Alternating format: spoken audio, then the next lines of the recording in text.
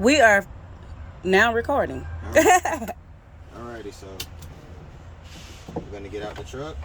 And you're gonna pretend to close your door, please. I'm doing 3 points of contact. Alright, 3 points. My baggage handle. Close my door. Grab my chocks. Lock my wheels. Alright. Ooh, something got in my eye. Alright, I'm gonna ask the instructor, hey instructor, would you like to assist me with the external light check? Yes, I will. Alright, cool. Alright, open my door. 3 points of contact. Alright. Close my door. My seatbelt on. Turn on my low beams. Boop. Turn my ignition to the on position. Let my window down. Alright. Will you assist me with the front and the side of my tractor? Yes, I will. Alright. So now I'm going to do left indicator, right indicator. My low beams are already on. High beams, 4-way flashers, clearance lights. Alright. Will you assist me with the back of my tractor? Yes, I will. Alright. Left indicator, right indicator, service brake, 4-way flashers. Alright, will you assist me with the side and rear of my trailer? Yes, I will. Alright, service brake. Not service brake. Left indicator, right indicator, service brake, 4-way flashers, clearance lights. Alright, now the instructor is going to get ready to get in, so I want to take off my seatbelt, turn my key to the off position. Hey instructor, how you doing today? Oh, I'm doing all right, man. All right, that's beautiful. That's beautiful. All right, want to make sure that they see me put my seatbelt on. All right, then I turn my key to the on position. All right. Now I would like to perform a safe start. All right. So I'm going to put my foot on the brake. I'm going to check my transmission to make sure that it's in neutral. Well, I wasn't supposed to turn the key to on position, but I'm going to do it anyways. Or I'm going to turn it back off and turn it on so that I can watch my gauges stabilize and cycle. And then once they cycle, then I'm going to catch the ABS and the region light. And then once I do that, then I'm going to start my truck. Start my truck. Run. Alrighty.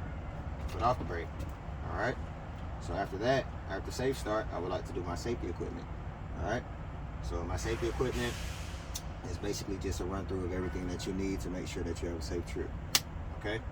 Alright, so first, I'm going to talk about my seatbelt.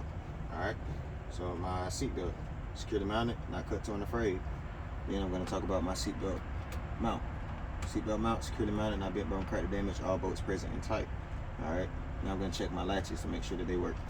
Alright, so you want to click the seatbelt twice. Alright, my latches work. So then you're going to say, alright, my latches are working properly for a safe trip. Alright, and after that, I'm going to have my 6 extra fuses up here. Alright, then after that, I'm going to talk about my 10 BC fire extinguisher, which is behind the passenger seat. Alright, my 10 BC fire extinguishers, securely mounted, not been broken, cracked, or damaged, not leaking, fully charged in the green, the pin is in the lock position, and my tag is up to date. Alright, so behind the driver's seat, then you're going to have your 3 DOT reflective triangles. They're not securely mounted, so make sure that you don't say that. Not bent, broken, cracked, or damaged.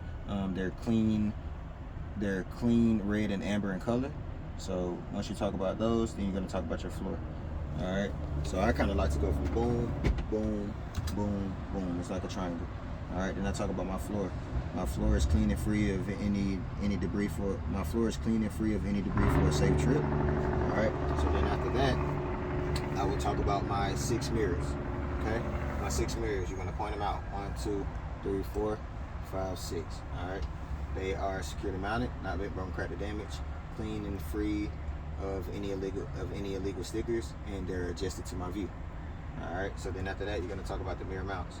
Mirror mounts, securely mounted, not bent, broken, cracked, or damaged, all bolts present and tight. So I like to go from out to in. So as I'm going in, then I'm gonna talk about my windshield wipers. All right, windshield wipers, securely mounted, not bent, broken, cracked, or damaged, all bolts present and tight. Then I'm going to talk about my wiper blades. Securely mounted, no brakes, motors, cuts, dry rot, no missing chunks, not leaking. Alright? And my wiper blades are firmly pressed up against my windshield. Then I'll talk about my windshield. Securely mounted, not bent, broken, cracked, or damaged, not leaking. All right. Oh, and clean and free of all illegal stickers. All right. Then I'll talk about my seal, windshield seal. Securely mounted, no abrasive bolts, cuts, or dry rot. No abrasive bolts, cuts, dry rot, no missing chunks, and not leaking. All right. Then as I go from there, now I'm gonna talk about my windshield washer fluid. All right. So I press the button, bloop, windshield wiper should sweep, the fluid should spray. I'm gonna say, all right, so my windshield washer fluid and my wipers are working properly for my trip. All right. Then after that, since I'm already on this toggle switch, I'm now gonna talk about my indicator lights. So, all right, indicator lights. Left indicator lights working properly on the cluster. Right indicator lights working properly on the cluster.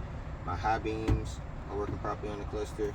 And my four-way flashers are working properly on the cluster. So then after that, I'm gonna stay in this area. You know, Ben actually taught me this, so stay in this area. I'm gonna talk about my city horn and my highway horn since we're already right here. All right, so my city horn is working properly for my trip, and my highway horn or my air horn is working properly for my trip. All right, so then after that, now, since I've talked about everything that's kind of in my range of motion, now I'm going to talk about my 5 gauges. All right, some people talk about the voltage first, but I like to go ahead and knock out what's in front of me first before I get to pressing on the toggle switch and stuff like that. All right, so I'm going to talk about my oil pressure gauge. My oil pressure, it rises immediately from between 30 to 60 psi. Then I'll talk about my fuel and depth. I have an adequate amount of fuel and depth for a safe trip. Then I'll talk about my air pressure. So I have a primary and a secondary, and they gradually rise up to 120 to 140 psi, and my governor should kick out at 125 psi. So you'll say that. And then after that, I'll go to my water temperature. My water temperature should, it gradually rises up to 180 to 190 degrees. All right. Then after that, I'm gonna go to my voltage. So now you have to find the voltage on the cluster. So you're gonna go to the home, and then you're gonna go down one after you go to the home, and your voltage should measure from 12 to 14 volts, and then you give what it is once you find it. So once it measures up to 12 to 14 volts, then you're gonna say my voltage is currently at 14.2 volts. All right. So bam, that's your 5 gauges. Then after your 5 gauges, you want to go to your heat and defrost check. All right. So from what Kelly told us, you don't really have to do anything. This one already gives you all 3 of them: the defrost, the middle section air, and the foot air. So it's one option on here that already gives it to you. You turn it to heat, turn the fan on, and then you're gonna check. All right, my defrost is working properly. The middle section of my vents are working properly, and then you're gonna talk about the feet. All right, so my foot vent is working properly. All right. So then after that, the truck is already crunked, right? So once you get ready to do that, then you want to perform your governor kickout. All right. So, all right, with my governor kickout, I like to explain first what I'm going to do. All right, so I'm going to fan my brakes down to 100 psi. Then after that, I'm going to raise my air pressure back up using my accelerator pedal at around 13 to 1400 RPMs, so that my governor will kick out at or around 125 psi. All right. So after I explain it, then I'm going to say I'm about to fan my brakes.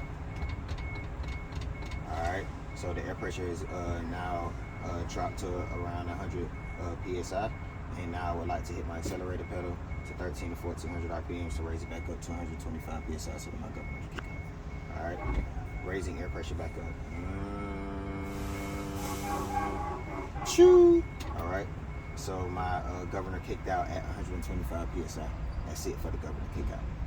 Alright, then after that, I'm going to go to my air leakage prep.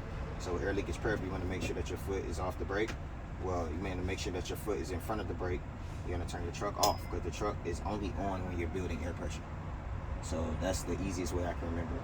The truck is only on when you're building air pressure. It's off during the air leakage test and the prep. So you're decreasing the air pressure for the air leakage test. Then you want to boost it back up after you go and, get your wheel chalk and then do a safe start and stuff like that. So yes, for the air leakage prep, then I'm gonna put my foot in front of the brake. I'm gonna turn my truck off, turn the truck back to the on position. I want to check for my ABS and region light. Of course, my gauges are gonna, cycle or stabilize or whatnot. Then I want to push in my catch-up and muster valve.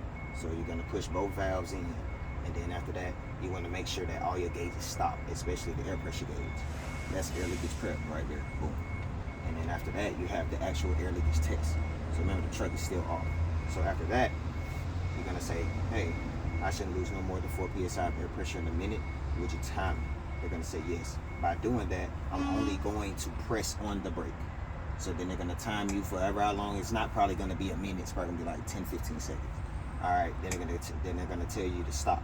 All right. So then once I stop, now I'm gonna say, oh, I did not lose no more than 4 psi of air pressure in a minute. So it goes from hold brake, fan, then fan. All right. So when you hold the brake, 4 psi of air pressure in 1 minute. Then you're gonna say, all right, now I would like to fan my brakes so that my low air pressure warning buzzer and light will come on at 60 psi. All right. So once you do that, then we say, all right, go. All right. Fanning my brakes. Ding, ding, ding, ding. Okay, my low air pressure warning buzzer and light came on at 60 psi. Bam. Now you're gonna say, I would like to fan my brakes down again to 40 to 20 psi so that my valves will pop out. Because remember, in the air leakage, you push the valve. In the air leakage prep, you push the valves in.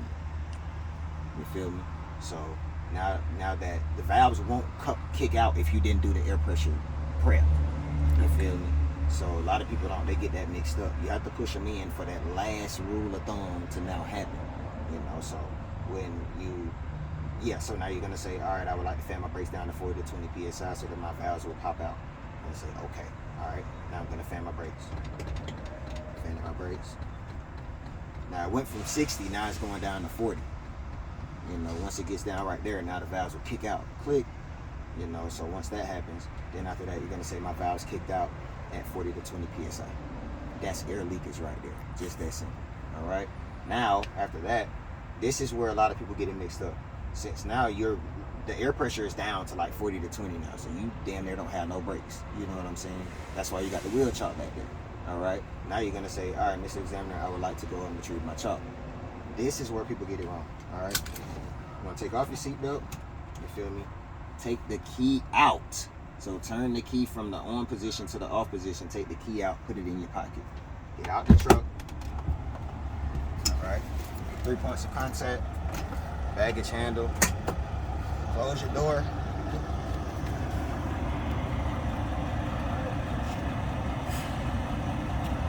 You want to retrieve your chalk, but sometimes you might not be able to. So you're gonna come back to the truck, open the door, boom, 3 points of contact. Hey instructor, I was not able to retrieve my chalk because the wheels are resting on the chalk. He's gonna say, all right, well, just wait until we do the service brake test or something like that so that the truck will either be able to roll or, you know, drive forward, or he might let you put it in reverse or something like that. So that's the easiest way that I could think about them doing it in a scenario. So, all right, get back in the truck because you already went to retrieve your chalk, but you couldn't. All right. Now you would like to perform a safe start because the truck is off. All right. So remember, safe start. Foot on the brake. Check to see if the transmission is in neutral. Turn the key. Take the key out of your pocket. Put it in the ignition. Turn it to the on position. Watch for your gauges to sweep and stabilize. Catch the region. In the ABS light. And then now you're going to experience a red dash because your air pressure has now dropped to 40 to 20 psi. So now you're gonna have to raise air pressure back up. So once you check for the ABS and region, now you do a safe start. June. All right. So now with the safe start is happening, red dash. All right. Now you're gonna tell the instructor, I would like to build my air pressure back up to 125 psi so that my governor will kick out. Bam. All right. I'm gonna do that by putting my foot on the accelerator, raising the RPMs up to 13 to 1400, and my air pressure should gradually rise up to 125 psi so that my governor will kick out. All right. Choo. All right. My governor kicked out at 125 psi.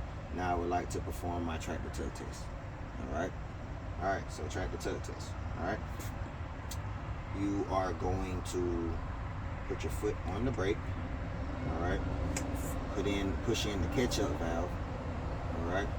Put the transmission in drive. Perform 2 tugs. Put your foot back on the brake. Pull the catch-up valve back out. Put the transmission in neutral. Take your foot off the brake. And then you're gonna say, my tractor brakes are working properly for my trip. Now I would like to perform my trailer tug test. All right, trailer tug test. Put your foot on the brake. Push in the mustard valve. Put the transmission in drive. Perform 2 tugs. All right, put your foot back on the brake. Pull the mustard valve back out. Put the transmission in neutral. Take your foot off the brake. Now you're gonna say, my trailer brakes are working properly for my trip.